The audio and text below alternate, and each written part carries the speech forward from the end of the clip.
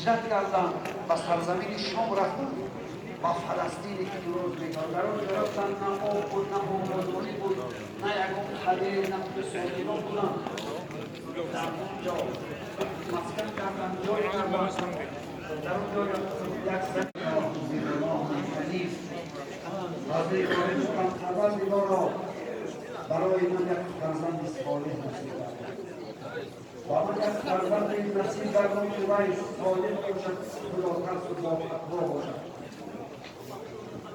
و بشرناه بغلام حلیم.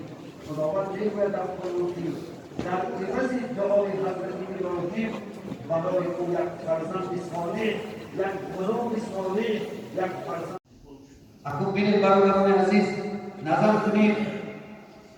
نظر کنیم که برادران عزیز یک کس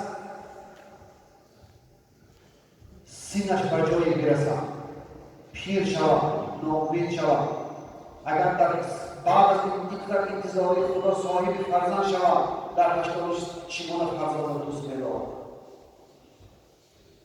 حضرت اسماعیل علیه السلام بهترین نعمتی بود که خدا برای پدرش داده بود.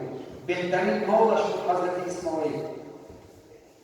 از جانش رو بیشتر دوست می‌داشت و جانش برابر بود حضرت اسماعیل علیه السلام.